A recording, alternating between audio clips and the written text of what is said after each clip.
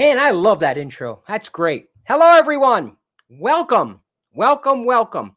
We really have a great show today. I've been looking forward to this one for a while. Okay. I didn't want to give it away to anybody because I didn't, I just wanted to make it cool. This is going to be a real fun one. And in order for me to start, I got to bring the one guy in. Here he comes, Mr. Man of Steel himself, Mr. Mark Steele. What's going on, brother? Hello, Mr. Jimmy Vigilante. How's your week going? Everything good? Week's going great. Great. We got a real whopper of a show coming now, don't we? This is a real good one. Yeah, when we saw him backstage, the title of their show is "We'd Rather Be Drinking Beer," but they had beers in their hands, so this is they're at a brewery, so they should have something like that there. Yeah, and it's one heck of a brewery. It's fantastic. Big dogs.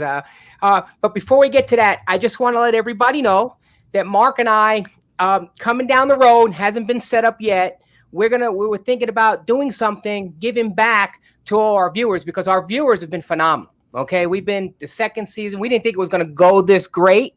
I mean, we're always proactive, like I always say, but we were, very, very happy with everybody who's viewing all over the world, basically, Mark.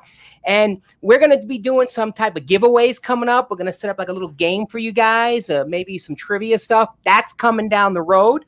We're also, Mark and I, we discussed this, that we're going to offer people some time to advertise on our show for them in the beginning of the show so they can get their word out. We have some people that are interested in that. You guys, if you want to know about that, please, by all means, feel free to send me an email, new email here, jimmyvlive123@gmail.com. We'll put it up here and there during the show. But what I want to know what I want to let everybody know, basically, is their next guests are really great people. Really great people. I'm so happy. Mark actually lined it up, and it's great. They're fantastic guests, and I've been looking forward to this for a while because they're going to be fun people. I guarantee you guys are going to have a good time. And I know I told everybody, make sure you tune in for this one because this is something that gets everybody's interest, right, Mark? Beer. I mean, come on, beer, restaurant, you name it. I think so. I wish I don't have any cold ones right now, or else it would be open. So, and Jimmy's a big Jets fan. So just for the record, Jimmy, you're not going to be giving away all your Jets memorabilia to the viewers, right? I could probably give it away to the Jet guys, but nobody's going to want them right now because, again, we're in the situation we're going to fire our coach. It's every year. Like I said before. Beginning, first game of the season, we're undefeated, and that's as far as it goes. So anyway, with this, hey, you're undefeated, though.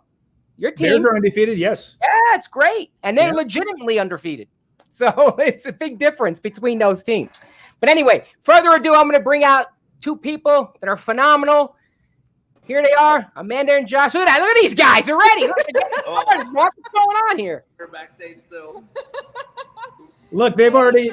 That's not like their fifth or sixth drink already. Look, they got the kegs behind them that are empty, but they're in a brewery, so they should be having some beer. Oh yeah, absolutely. That's amazing, you guys. That's great. I'm happy you guys made it. Definitely, because this is something that a lot of people want to know what you guys do. I mean, it's phenomenal. I know I met Josh a while back. Josh, he was in another place and he was a bartender and my drink of choice was the Diet Coke, remember?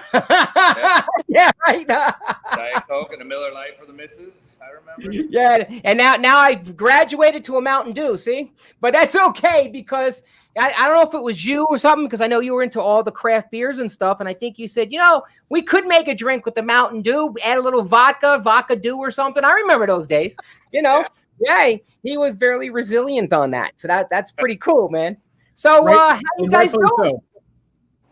We're doing good. Thanks, Jimmy. Thanks, Mark, for having us on today. This is fantastic. And we'll give you a cheers. Cheers. Yeah, cheers. Hey, all right. Drinking a couple new beers. Doesn't look like a lot of social distancing going on over at Big Dogs, obviously. But what do you have there, Amanda? Oh, you have chips and salsa. That's right. That cures all the wounds. It can't beat chips and salsa. Yeah. As long as we're eating. Got it. Okay, that's fair. Oh yeah, that's right. As long as you're eating, it's on the same table. Got it. Good. Yeah. Okay. This is for reasons to make sure that in case anyone's watching, to make sure that we're doing it correctly, right, by law. Within the rules. Within the rules. that's been probably the hardest part about all this reopening thing is the variety of rules, and we take it very seriously. We have people come in and we're like, oh, over here they didn't make us do that. We're like, well, we're following all of the rules. So if you come here, you got to wear a mask. You're going to be socially distanced. You're going to be taken care of by sanitized floor and everything, So we're really doing more than I think than most places I've gone to visit when I've been off, unfortunately. But it's going good. Awesome. Well, you keep on following all the rules and nothing will go wrong. You guys got a big operation over there. There's no reason to jeopardize it. Just make sure that everyone's doing the right thing. And I've been over there a couple times, with all the new stuff, and you guys definitely are running a great operation. And it's like the Gestapo over there with the mask and the shields, and you can sit here over there, and it was perfect. There was never any question of what should be done correctly. So kudos to you guys over there. Good. Absolutely. Absolutely. And it takes a lot, you guys, because you guys are basically considered a casino, correct? We are. Yeah, because you have more machines than the regular, some taverns. I don't know what the, I think, we have what's the difference? So we operate under the unrestricted gaming license. So it's like a small casino.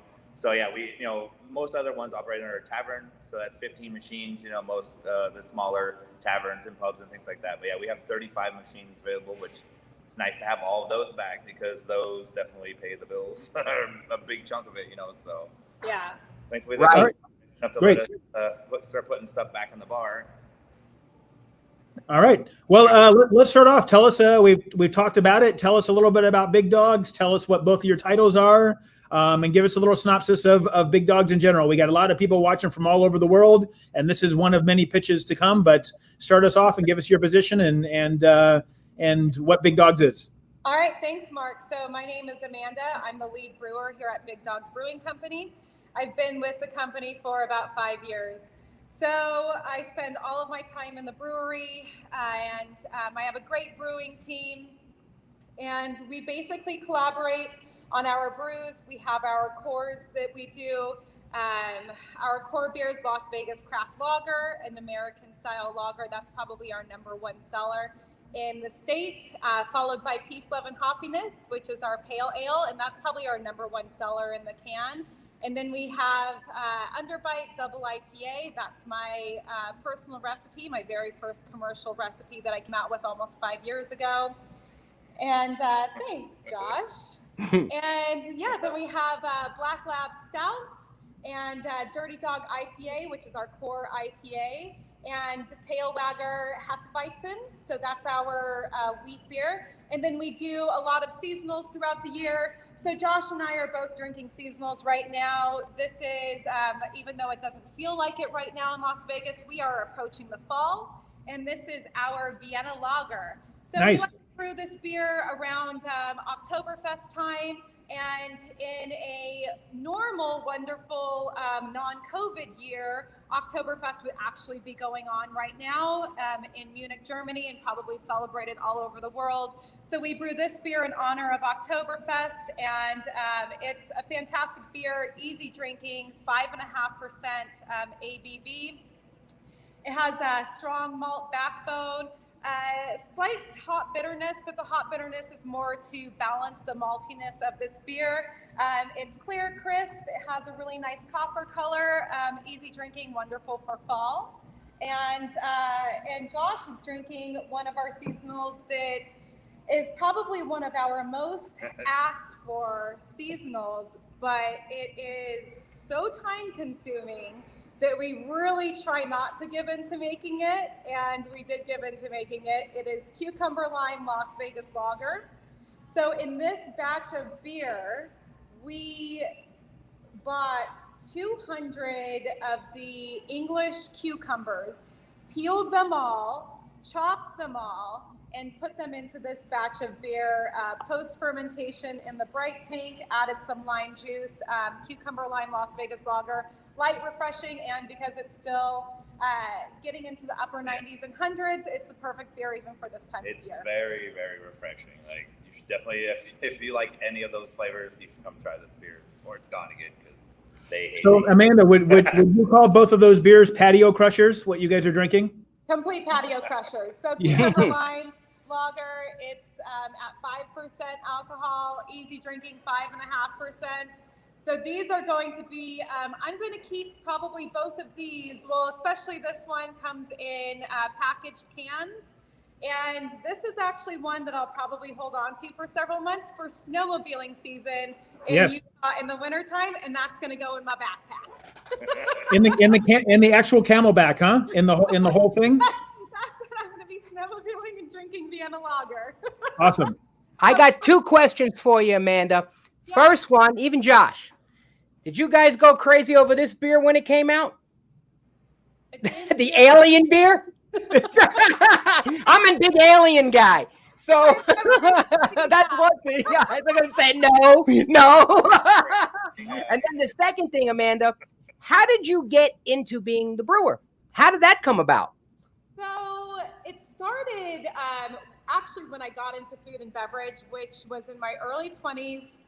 And I started, at the bottom like everybody does. I was a bar back and really just learning about beer. And I remember being a bar back and I was at the Fiesta Henderson, and my very first day behind the bar, I had somebody order a fat tire. And mind you, I have never been in the food and beverage industry in my life. And I go up to the bartender and I go, Craig, if somebody wanted a fat tire, what would they want? He's like, they would want a beer. I'm like, okay. And where would I find that beer? And he's like, right on tap over there. I'm like, thanks. And after my first day, I go back to Craig and I was like, Craig, I'm so happy I learned what a fat tire was because I got so many orders of those all day. And so after that, I just started to learn the craft beer. And we're talking, this is like, I don't want to give away my age, but this was a really long time ago. And it was a long time ago. And, craft beer, when I think back to when this was not near as big as it is now. And yet Fiesta Henderson, the casino, had a lot of craft beer on at the time. So I started looking into that. And then I just naturally had a curiosity as to how beer was made. So I started to do research and started home brewing. And at the time, I didn't join any of the wonderful home brewing, clubs that they have now because I just didn't know. And, as a woman, I was pretty insecure about going into something that was pretty male dominated. But I started to do research because I loved home brewing. And I was going to UNLV and I was getting a hospitality management degree at the time. And so I looked into what it took to be a brewmaster. And I found the Master Brewers program at the University of California, Davis, and did research on what I needed to get into there. So I took the prerequisites, which were some physics classes, and I had to have some microbiology classes. And then I was accepted to the program. And I was fortunate enough to be one of 40 people that they accept every year. And this was in 2015. And I, at that time, I already had my degree from UNLV, and I left and I spent 6 months at UC Davis and learning the science behind brewing, and attended the Master Brewers program and graduated, and then was fortunate enough to come back here. I did a couple-week internship at Bad Beat Brewing, and then Big Dogs offered me a job. And so the rest is history. I've been here ever since. And amazing company, and I love what I do, and amazing crew. And she is really amazing. A couple times a year, we do brew school where you can come, and it's usually, anywhere from 20 to 40 people. They get to actually learn about what's going to go in the beer. They get to help make the beer. But it's crazy to listen to Amanda talk, because somebody that didn't know what a fat tire was now is confusing people with science, and they're like just lost. Sometimes they're like, I thought we were going to talk about beer, and she's just going crazy, so it's, she definitely is amazing, and I'm thankful to work with her all the time. Like, they're amazing back there, and they give us always good products to sell to our customers here. Wow, awesome. Well, Josh, tell us a little bit about yourself, since Amanda was very timid and not really expressing anything at all. So let's hear a little bit about you, about your journey of how you're the general manager over at Big Dogs right now. Yep. And it's a huge operation. And guys, we were talking about this online even before we came on, that it's so big that they're actually that they're considered a casino, not just a regular tavern. So, it's a big operation over there, brewery, gambling, food, Packers bar, and you're the and you got to deal with all the brewers too. So tell us a little bit about your job and how you got here. My name's Josh Brown. Obviously, I'm the general manager here, newly appointed as such. Mid COVID, so obviously interesting time to take over such a role. But I hit the ground running, and it's easy to do what I do if you actually care about the place. Like I want to see this place do good, so I'm here late. I do a lot of construction, like whatever I can do to make it better. But I was a bar manager here. Before that, as Jimmy said, I was a bartender. Over it, just across the freeway at a cool little bar where I, used to get to take care of some really good people that are always still now come over here, and it's such a close thing that they share a lot of customers, so it's really cool to always get to see that. And before that, I worked down the strip for 10 years at the good old Olympic Garden Strip Club. I thought you looked familiar. Yeah. I was there for a long time. That was a job where I worked my way up. Started out as a bar back, and then was a bartender, and then bar manager, and throughout the years, just loved it. And it was just got burned out of the strip life. So this is a lot more fun. This is definitely a place that a lot of people call Cheers. This is the home. There are people that are here. You see them. They bring the staff Christmas presents. Our customers are family. Our staff is family. I've got bartenders that have worked here for 30 years. Wow. 20 years, 15 years, which is outlandish for Las Vegas. Like it's not very common. That's kind of a very around the world job a lot of times. But I got hired here because the general manager before me would actually come over, and he saw what I was doing at the previous bar. I was trying to update their beer selection and help them a lot, and get that up to par with what was going on in the world. Like she said, the craft beer is really blowing up a lot. So to be on the forefront of that is fun. So it was kind of a step in the right direction, and I've been happy ever since. It's obviously right now it's not the best time, but we're making it, and we're crushing it, doing all good things. Packers just started, and they're doing better than the Jets, so that's good. You guys are murderful, man. Thanks a lot. Thanks a lot. You did that to me before, Josh. You did that to me before. Don't let me turn the camera around and show the Joe Namath jersey, because then Mark will throw up. No, the Joe Namath jersey is fine. That's the last time you guys were good in Super Bowl III. So you got to look at those glory days 50 years ago. That's fine, Jimmy. That's okay. Hey, guys, I want to ask you a question. When a customer comes in and they order the food, and I know you guys, the IPA is a big thing. How do you guys go about pairing the food with your IPAs? It really depends, because we have quite a few different IPAs, and some people like different ways. There's traditional pairings, usually spicy foods, IPAs, and it's really people just don't.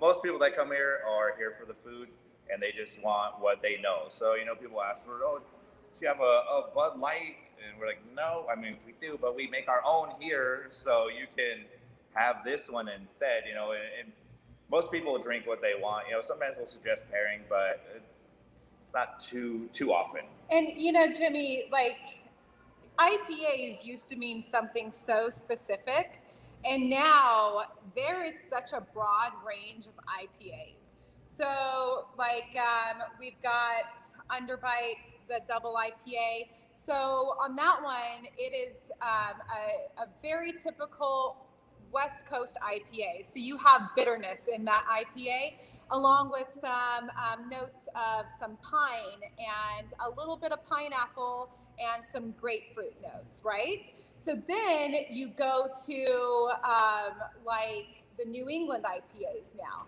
And the New England IPAs, they're considered IPAs, but they are nothing like your West Coast IPAs. So you're going to have some wheat and some oats in those IPAs. And we do everything in the brew process to make sure that even though it's an IPA, there's actually zero bitterness in it. And all the hops that are in there are just strictly aroma and flavor hops. And so when you're looking at those beers, and a lot of we're going for like the citrus flavor in those. We're going for stone fruit. We're going for peach. Pineapple. Yeah, they're definitely a lot easier drinking. You know, that's tropical fruit notes. So they're what like we consider like the juicy IPAs. So it's so interesting. And then like we have certain IPAs that we go for like what we consider a dank IPA. And so it's so interesting, like to pair an IPA. It used to be that everything was very similar, and now when we pair foods with an IPA, it's all over. It's like, well, we've got our citrus and we have our tropical fruit IPAs with no bitterness, and then we have our bitter IPAs. So it used to be easier, and now there's no longer a standard because there's such a wide variety of IPAs out there. Our Wisconsin cheese curds. That goes with everything. Like, that's our number one selling appetizer. You come here, you get some curds for the table. If there's more than 2 people, you should probably get 2 baskets because they go fast. Yeah. But people will drink that with all their different beers. A lot of the appetizers are way more than an appetizer. Like people order like nachos and then a dinner meal. I'm like, you're not gonna have any room for that after you eat our nachos. It's like a mountain of stuff. Like you're not gonna need more food. It's really good after you have a couple IPAs, and then you want to eat the mountain of nachos. Nice. Right. So we've had some operators on on our podcast, and they've talked a lot. And I want to touch a little bit about the pandemic and how you guys operated, change your operations. All of us have made adaptations and audibles to what we needed to do. And I know, Amanda, you and I have spoke briefly about it, but now we have a larger audience, and we've spoke to a lot of operators who had a hard time getting product once there was just a big closing and then reopening a month later and then closing and going back and forth. That there were some people even said that they had a hard time 3 to 4 weeks even to get Miller Lite or something simple like that. So explain to us how on the back end as an operations, as a brewery, how it affected you and what you had to do to adapt to everything. You bet. So this summer was extremely interesting too, because not only were we dealing with a pandemic, but a lot of our product comes from California. So we were dealing with a pandemic issue, and then we were dealing with a wildfire issue too. And but as far as a pandemic goes, I mean, we're talking all of our products comes from big processing plants, first of all.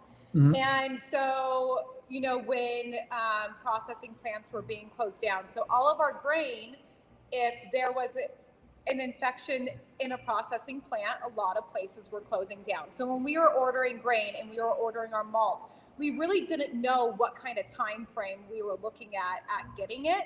And not only like the processing plant, but then we're also looking at long haul drivers. And the drivers, we were talking like in malted barley and hops, they're really important. But it was like certain things were taking precedence of having shipments done. And so our long haul truck drivers, they may have needed to drive something more important to the valley other than our product to get it. And so we really just didn't know when we were going to get it. And then when the shutdown happened, we went from majority of our sales being in kegs and on the strip and draft. And we had a really strong canned beer market, but it was maybe 20% of our operation. When the shutdown happened and every place in Las Vegas closed, it went from 80% of our market being draft beer to now that went down to 0. So all of our kegs that were full of beer at our distributor, we no longer had a buyer for that, because our town literally completely closed down and we no longer had a buyer for it at our own bar because we weren't allowed to be open. So we immediately had to switch from 20% of our business as far as the brewery goes, canned product, to now that was going to turn into 100% of our business was going to be our beer needed to go in the cans to get out to market. Well, we weren't the only ones that needed to do that. Literally, like almost the entire country was doing that. And not only us, it was Coca-Cola products. it was, big beer companies. And so what we found immediately was big soda companies were purchasing aluminum at such high quantity, and they have such purchasing power that we were really starting to get worried that we weren't going to be able to source cans. And, when that is now our only income is canned beer out to grocery stores and convenience stores, the only places at the time that were open. It was a little scary.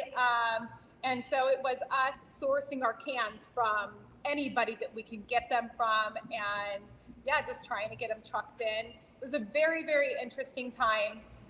So now we're finally feeling a lot better. Our keg sales, of course, are not anywhere near where they were pre-COVID. It was just crazy. I mean, I'm kind of a little bit thankful because it's a time where usually they're getting ready to ramp up their production of all of the core beers for all the pools and all this stuff. Our beers everywhere throughout the valley. Well, instead, the need hasn't been so much for that, so it gave them a lot of space and time to make a ton of fun seasonals that we've been just putting out. And thankfully, our community has been buying them. It's still getting distributed all over the place. So it gave us opportunity to introduce a lot of new fun beers while this has happened, which is a little shining light during all this. It gave them time to play around back there. It makes some really delicious, fun. Well, that's good that you're touching this pandemic, thing, because a lot of people had a lot of different experiences. What I'm hearing from a lot of people, not only clients, but, around the community, I'm connected with the health department. I work with them real closely. You know that, Josh. Yeah. But basically, what I've been hearing is what a lot of the owners and general managers are saying is they get the guests that come in. Some want to wear their masks and some don't. Nobody wants to. Right. And what they do is some people put the sign out there. Some people say, if I don't want to, I don't want to defer business. Have you guys ever had any of those issues at all with masks when people come in? Oh, of course. I mean, and most people are pretty good. We have mat doors. Every door's got a sign on it.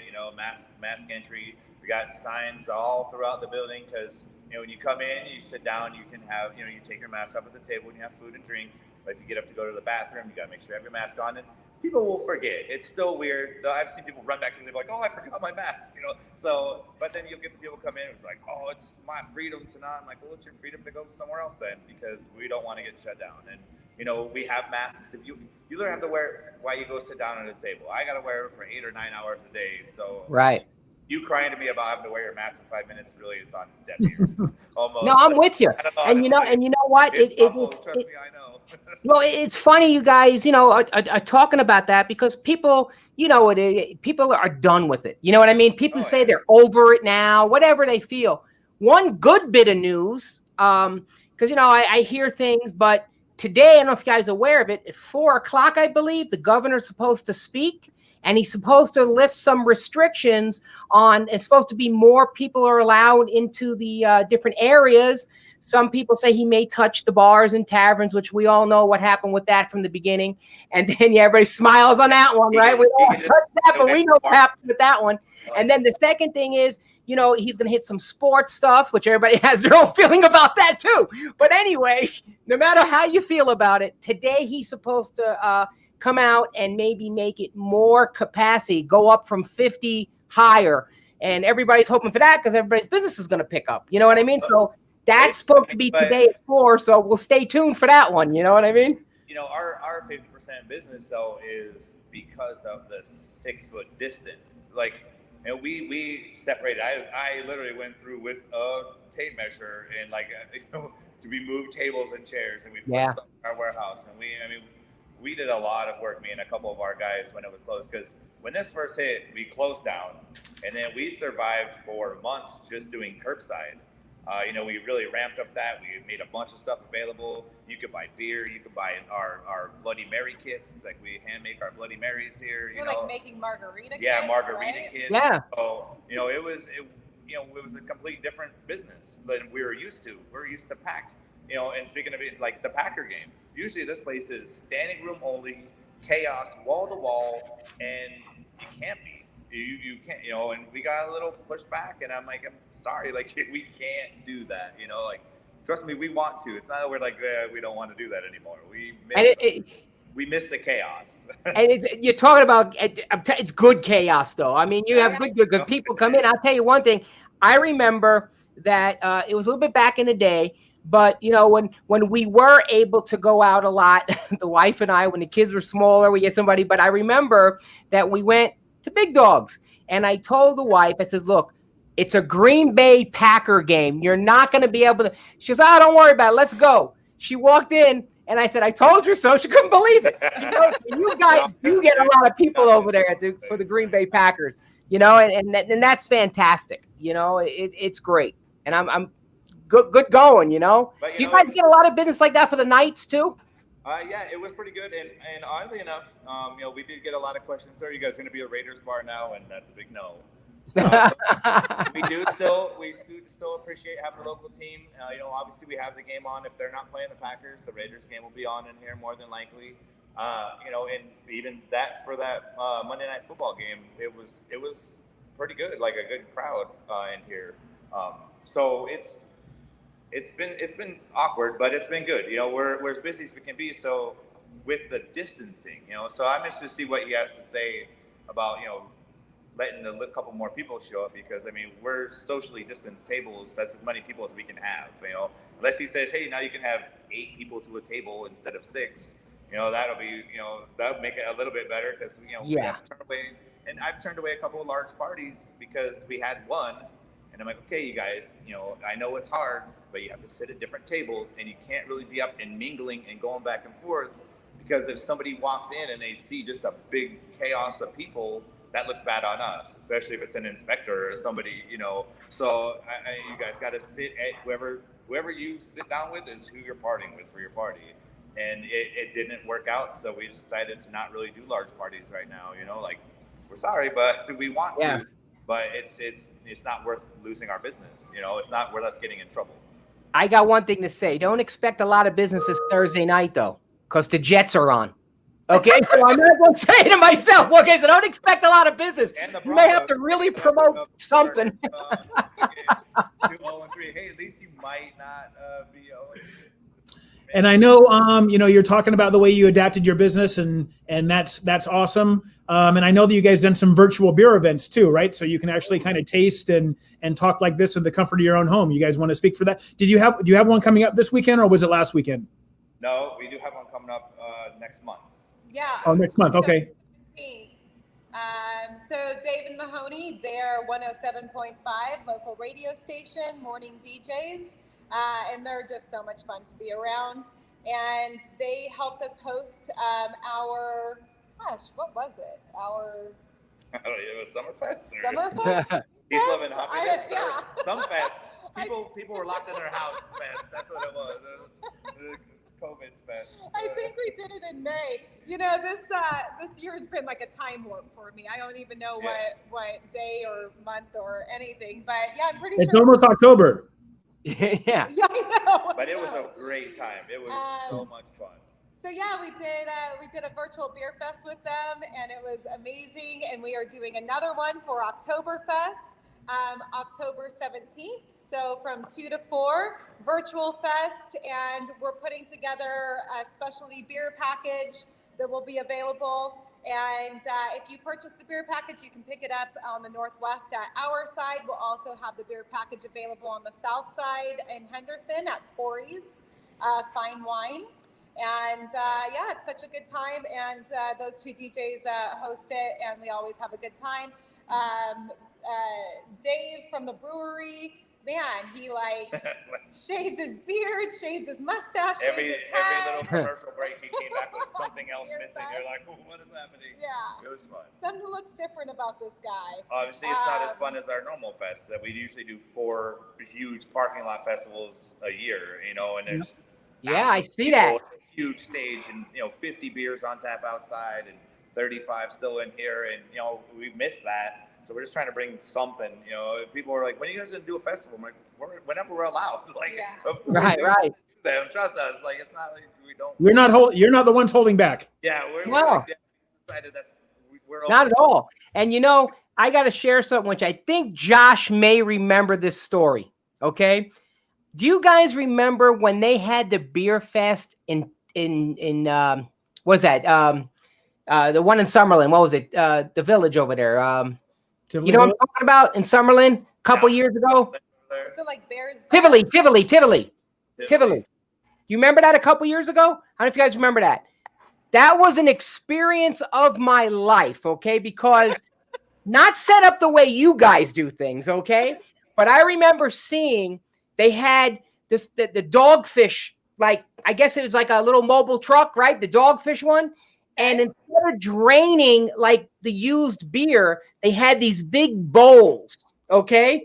And people would dump the non-used beer in the bowls, right? And the idea was to remove it. How that passed back then, I don't know, but they did. Then I would see a guy come around, put 3 straws together and start drinking from that. And I'm saying, well, this is great, man. This is like entertaining. I don't have to pay for it. Then, not to get vulgar, but this was really funny. A guy was with a girlfriend. He put the arm around. He was so far gone, he didn't know that he was leaking all over himself. So I said, well, this is a pretty fun thing, and that was wild. That was really wild back in the day. So dogfish, that's pretty heavy, right? That's a pretty heavy thing, the dogfish. Yeah, no, rinse tanks, we make sure we empty frequently at our festivals. That way people aren't interested to drink them. I mean, it's like takes bucket of beer to a whole. Yeah, that's. So, why the ties to the Packers at Big Dogs? Because I know it's a locally owned place, which we haven't touched on yet. Why the ties to the Packers?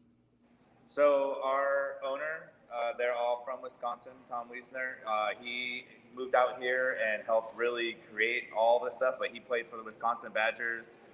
So he was very big in the community there, and equally big here when it came to sports.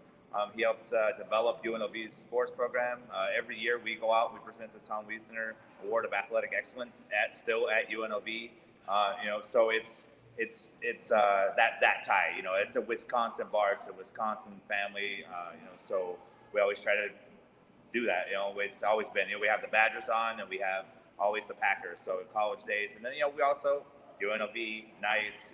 We try to do a lot, but the Packers are definitely from the owner.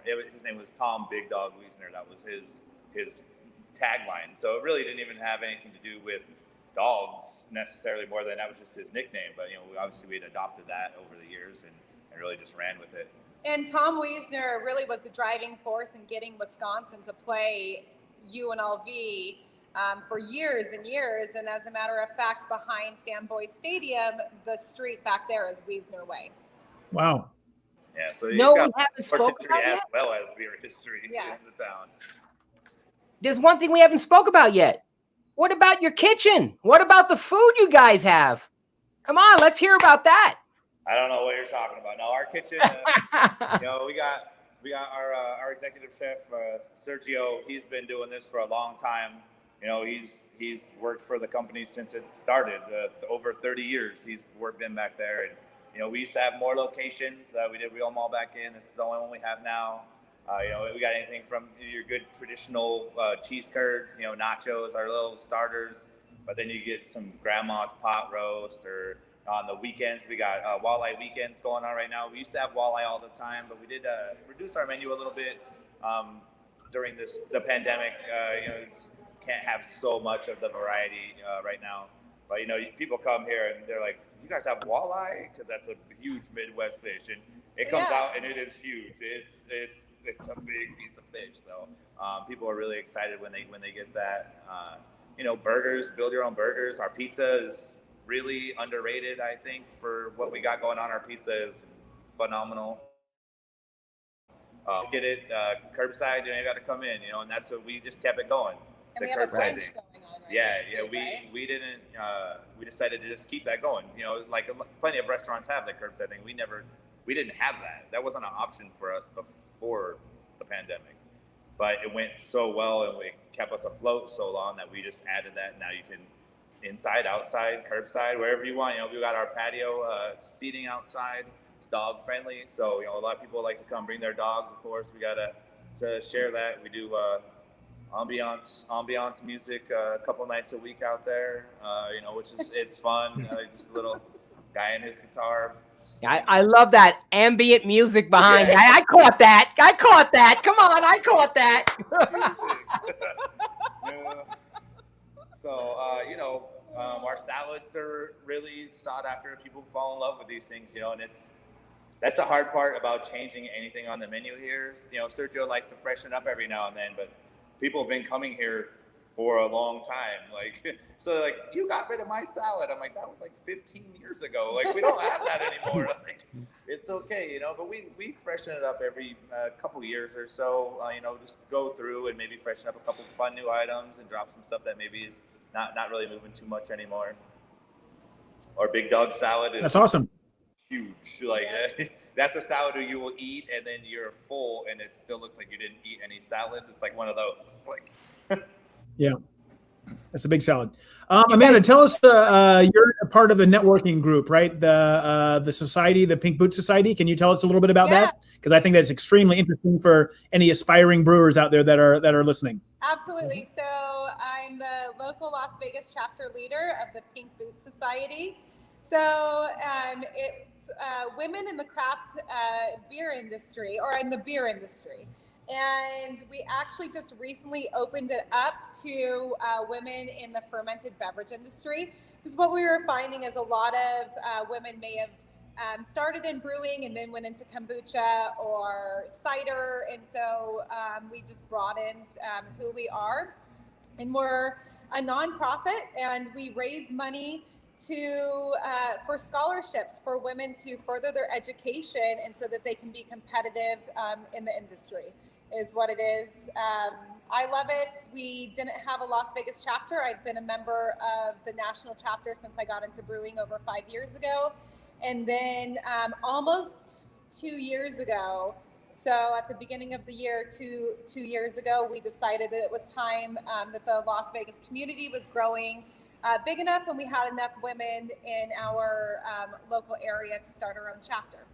So yeah, I've been the Las Vegas chapter leader of that for almost 2 years. That's awesome. How many, just in general, to give our viewers a perception, is what percentage of brewers are female in general? Because all you think about when you think of brewers is the guys with the big beard and the flannel shirts. And I know.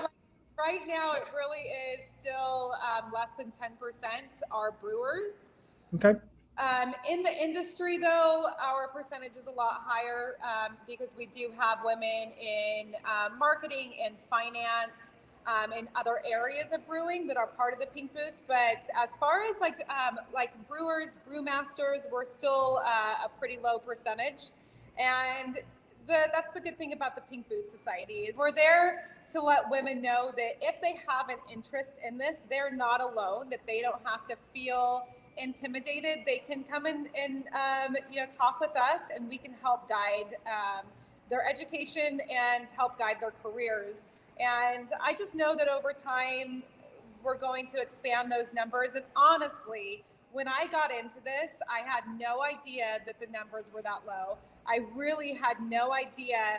When I got into brewing in Las Vegas, I was only the second woman brewer in Las Vegas. And I had no idea that would be the case.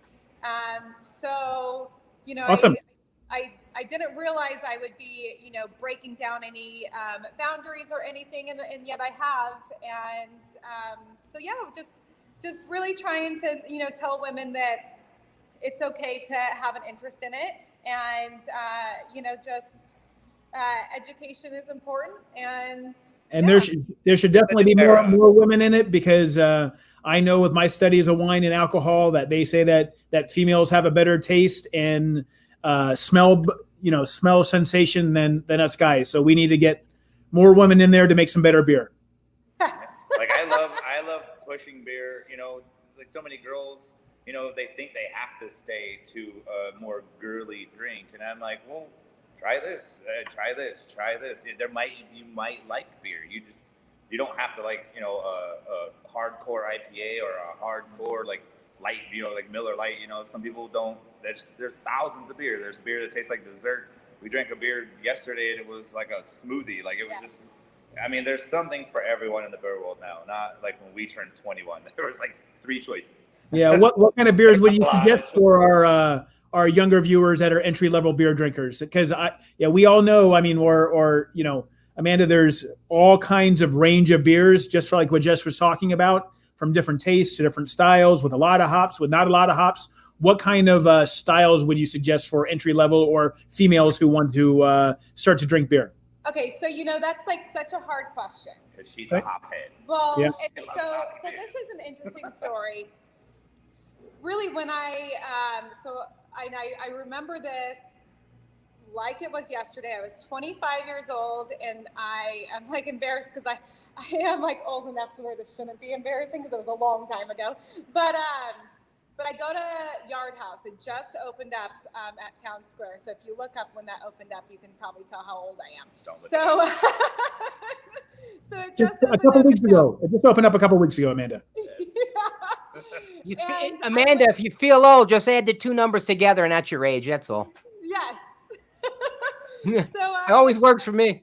So I went through the beer menu, and honestly, at that point, I had never heard of an IPA before.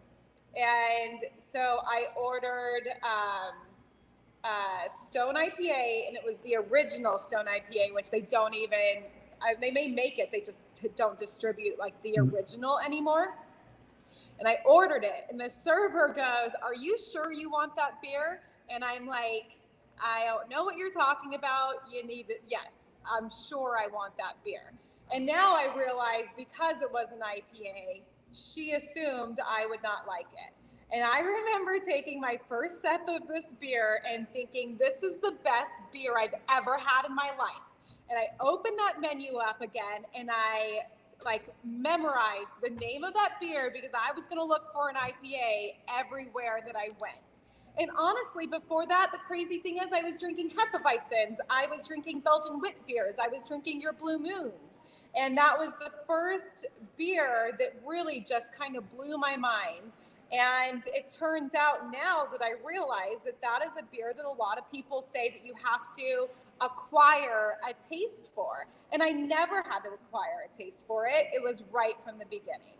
And so taste buds are so different. And Mark, my significant other, Charlie, he is a light American lager drinker, and he'll try an IPA, and he just goes, how can our taste buds be this far apart? Yeah. Like, my wife, she will try them all. Like she's the same as Charlie. But she was like, nope, don't want that in my mouth ever again, but she loved it. Yeah. Everyone has different tastes. And Underbite IPA, our dog is on that label, and he wants to be able to drink that beer, but he just can't. So then I took that and kind of, put him in this box of things that he would drink and things that he wouldn't. And then we were at our CFO's housewarming party several years ago, and I had a barrel-aged Belgian triple, and we were all, passing the bottle around and pouring it into our glasses and trying this barrel-aged triple, and I skipped him. And he was like, "Why are you skipping me?" And I'm like, "Well, I just assumed you wouldn't like this beer." And he tried it, and it's, of course, like anybody that knows, Belgian triples are not hoppy at all. Mm-hmm. And he liked the beer. And so I just thought to myself, shame on me for assuming that I knew every style that he would like and every style that he wouldn't like. And so it just kind of is, there are hundreds of styles out there. So it's getting the comfortability to try them. That's the thing, I think. Do you like this? Do you like this? And then let's go in this direction. Okay, so you like Belgian beers. Let's go, okay, so try a triple, try a quad, try a double. Let's see that. Okay, you don't like those? And so it's kind of like you want to start narrowing, stuff down. Do you like malty? Do you like hoppy? Do you like a sweet finish? Do you like a dry finish? What kind of characters? Do you like the fruit character that comes from the yeast, or do you like the fruit character that comes from hops? And, so like, I just always want people to know, just because you don't like this beer doesn't mean you don't like beer. Beer There is like is food. a beer out there for you. We just got to find it. That's why we offer flights. It's five little 5-ounce pours, so you can try different things. You know, we want people to, you just try them. You know, it's you don't know until you do. You know, and it's the same. You have to. Everyone doesn't like the same thing, or it'd be a boring world. We'd only have Bud Light and Taco Bell, and nobody. That would be it. Like, well, our friend from the UK, I know. I was watching. He's like a food critic type guy. You know, his name's Dave Evans. He comes on a lot, and I see that his beer choice, of course, is a different country. It's called Cobra. Did you ever hear of a beer like that, Cobra? That's a malt beer, no? I don't know, but he drinks it, and he prefers that over Peroni. I saw one of the videos, so you guys know Peroni, right? So next time he comes on, we're going to ask him about his Cobra. You know what I mean? When we talk to him. But yeah, no, he said, I'll only drink this. That one's a little bit too much. So I think I think it's Indian influenced or something. I was reading about it, but that's their beer of choice over there. It's amazing. Every country has its own thing, you know? Yes. But drink warmer, some drink cold. yeah, I don't know. Cobra. I mean, it's a pretty cool name. I mean, you know, so everybody has their stuff. But man, I tell you, you guys are loaded. But where are your other locations so everybody knows? So we only have this one location. One now? Yep. Okay, cool. Rancho And that's a lot of fun. Yeah, it's a good time. You know, it's big. It's big enough that we can still have a good time. You know, a lot of smaller places, you know, they really struggle, and thankfully, you know, we have good food, and we have a solid kitchen, and we have a solid community that's been coming here for a long time that really supported us. I mean, we had people coming and just buying growlers every day. They had like 10 growlers in their fridge. Like, I didn't even drink all that yet. I just wanted to come see you guys and wanted to support you, you know, and that's really huge, and that says a lot about the community, but also about the business, you know, that we're in and that we're trying to run. We always make sure we give back to charity, try to do stuff for the community, and you know, when it's time to, you know, scratch our back, then they're always there to support us, and that's been very blessed time for us to have that right now. So Jimmy, I know you've been in Las Vegas for a while, but they don't have any locations now, but it used to be the same family that owned the Holy Cow on the Strip on Las Vegas Boulevard in Sahara. Wow, I remember that. Right towards the end of their days when you first started getting here, but that was right on the Strip, and that was like the first big microbrewery in Las Vegas. I think I used to go there with a fake ID back in the day. I remember that, the Holy Cow. Yep, absolutely. And then there was one on Sahara at one time too. Yes, I remember that. Was the other one that was real popular? Yeah. Yep. Yeah. Holy Cow was the number 2 brewery license in the States. And then we switched locations, renamed it the Big Dog. So we have the number 2 and the number 7 brewery license in the state. Excellent. Wow. So you guys ever going to get into the I never asked this question before, Mark. This is great because I asked my friend when he was alive, my best friend, he had one of the best vape shops, right? So I'm going to ask you guys, is there any plans in the future? Mark's going to look at me and say I'm crazy.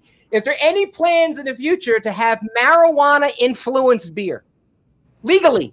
All right. So that's like a hard subject because it's my understanding, since marijuana is not federally legal, and alcohol is through the TTB, which is a federal organization, that we should not be able to mix the two right now. We've talked about it. We want to. We would. Right. There, but and Sam from our brewery, I mean, he has an organic chemistry degree. He works on projects with other companies, marijuana companies. So I mean, if anybody were to do it, we actually have the setup with Sam to do it, but it would have to be a federal, I think. And it's funny you say that because I do the food and beverage safety, right? So people want me to get involved in a lot of the edibles and stuff, and I stay away because of the same reason. Okay, because we're state, we're federal, too much liability right now. But in my case, they're going to be changing the rules. So they're going to be coming out with a whole new platform with that's going to fall under the state only. But, of course, COVID-19 stopped all that. So, so we got to see what happens in the future. But, hey, it just came to my mind because that seems like where everybody's industry is going. You know what I mean? So, that'd be kind of different, huh, Mark? That'd be kind of different. Sodas and, there's definite infusion things like I've seen, so hopefully it's getting around to being that time where we can try and mess around and have some fun, put it out there for everyone. Yeah. I do remember, you remember when New Belgium did the hemp beer? There's a beer called the Hemperor. And it smelled like weed. I put it on tap and there were some people sitting in front of the bar and they looked up like, somebody smoking weed here? And I was like, this beer. And they're like, no. I was like, you smell this. They're like, it is that beer. And it was so potent that it actually stained my beer line with that smell. I had to do like a bunch of aggressive cleaning to get it. We had to call somebody out because every beer that we put on tap, even though we cleaned that line, was tasted like Emperor. Oh, wow. Well, guys, you guys, excellent guest. I really enjoy this. You know what I mean? We'll do it again because we're going to have, some repeat people coming down the road. But it's that time when Mark asks his question. And this is a good question for you guys. Look at Josh's face. What is he going to ask me now? Well, especially, a lot of Las Vegas ties between you two. And Josh, I like how you alluded at the beginning that when you left the strip life and OG at the same time. So I don't know if that was like a play or pun on words. But leaving the strip life, it could take in a couple different meanings. But anyway, so we ask all of our guests, who do have Las Vegas ties, which most of them do, that we want to share with a story to all of our guests of a story that is a very Las Vegas centric story, something that happened to you personally, whether it be gambling, professionally, personally, that you wouldn't believe it if you lived in another state. But we can talk as Las Vegas people, and it's just like second nature. Oh yeah, that happened. That makes sense. So, she's looking at that's right away. So I'll tell a story too. You can go. I can go first. You can go. I think especially where I worked, I've got probably a bunch, but I don't know the rating level of the show, so I'll stick with a PG-ish one, I suppose. Working in that business, we had a lot of celebrities come through, and Dennis Rodman was by far my favorite person to get drunk. He used to love to come party. That was probably really hard to get him drunk. It was work, but he's the best. I mean, he would come visit pretty regularly. He'd bring different, clients or friends or whoever. But one time he got so intoxicated that he decided he was going to go sit at the door with his hat pulled down and check IDs. So he was our doorman for a good hour. I just kept giving him Jaeger and he was fine. He didn't need to get up. And people were like, does Dennis Rodman work here? It was very confusing, but he was always fun to party with. And, we had a male review upstairs where we always were for the men and for the women customers. So that was fun. And when he later in his career started being a little more different, he would come up there every now and then in a sequin shirt, and I tried to talk him into go on stage, but he never would, unfortunately. But he was always fun. Big hugs, pick me up off the ground kind of hug when you see him kind of fun thing. And he was always just a good dude. And that's something I think being in Vegas, I ran into a lot of celebrities, not just there, but all over. But I think that's one of my funnest ones is that he was so normal. What as normal as he could be, I guess. But he was just very fun to get drunk and get drunk with. I think he was. That's a good story. Yep. Excellent. Amanda. All right. So when I was 16, my very first job, you guys probably remember Wet and Wild, the original on the Strip, right? I don't know. I've never been to the new Wet and Wild, but this is a water park for anybody who's not here. And it was awesome. It was I don't even know what decade it was built in, but it was amazing. And what a lot of people, I don't think, realize is that right before the end of the season was the Playboy party. It was literally like one of the last opening days every year was the Playboy party. We made it like, so I think what we would do is we would close it down to the public because we would build stages on, like not we, but like they would build stages on the pools, and then the lifeguards, they would only have the female lifeguards working the events. Like they wouldn't even let like the 16 and 17-year-old boys work. They're like, the no events. boys. Yeah. So it was all female lifeguards. So I have two funny like things that happened in the same night. And so the first one was I met Brett Favre that night, and then I met Shaquille O'Neal that night. And I just remember Shaquille O'Neal like shaking my hand and his like fingers being like halfway up my forearm. And so I was in charge of a certain group of lifeguards. And he told me that he couldn't swim, but he wanted to go down this ride. And he's enormous. And it's a 10-foot pool. And so he's like, I can't swim, but I'm going down this ride. And my boss was like, he's going down the ride. So I got all of the lifeguards that were on break because I'm like, we're going to need a lot of lifeguards to jump in this pool. Man, it's not going to pull Shaq out of a pool. So he goes down this ride, and it was called the Royal Flush, and he drops into the 10-foot pool, and I yell at all the girls to go in the water. So they all jump in the water to go rescue Shaquille O'Neal, and he could swim. He got up, he looked around at all the girls, laughed, and then swam underneath them and got out of the pool. And I felt so bad for these girls. That's hilarious. That's great. That's a great story. Same night. So, of course, I'm 16. I have no idea who any porn stars are. And, of course, they're there. And now she knows them all. Don't worry. And one of my friends is like, oh, this is Ron Jeremy. And he was just about the ugliest man I had ever seen. Everybody says that. I took his hand and I walk away, and she's like, do you know who that was? I'm like, no. And she said he's a porn star. And I was 16, and I'm like, that guy is a porn star? And I was so grossed out that I shook his hand. I love those stories. That was the Playboy party at Wet n Wild. Hey, that's great, Mark. Man, these stories are getting better and better, man. I mean, we had a guy that someone gave him a $7,000 watch. I mean, these are great stories coming up, guys. I want to let everybody know. Go to Big Dog. See these people, man. They have good stuff going on there. Tell us where it is. The address isn't on the bottom, and we haven't said it yet. Tell us where it's at. Yep.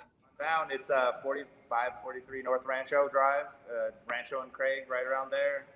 We're open 24 hours now. We got the dining room.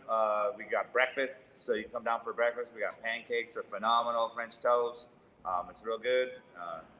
And check out our website, bigdogsbrews.com. Yep. And join us for our Dogtoberfest. Yeah, Dogtoberfest is going to be fun. On October 17th. Sign up and get our special beer, and it'll be a great time.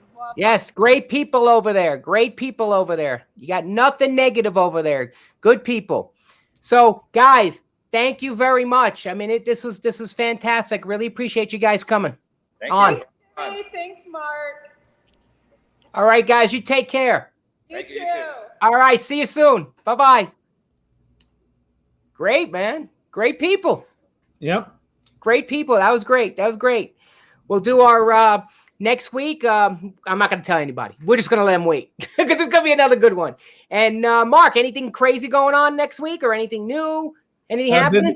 Business is normal. Started potentially a couple new projects that can't talk about now, but could be big things for all of us. So excellent. Good. I have the same thing as you. And like we said before, someone wants to consider sponsorship on us. Give me an email because, the first part is you. We just want to give back to the community. Let us know what's going down. With that said, I really enjoyed this one, Mark. And until next week, buddy, Thank you. All right, pal. See you soon. All right, buddy.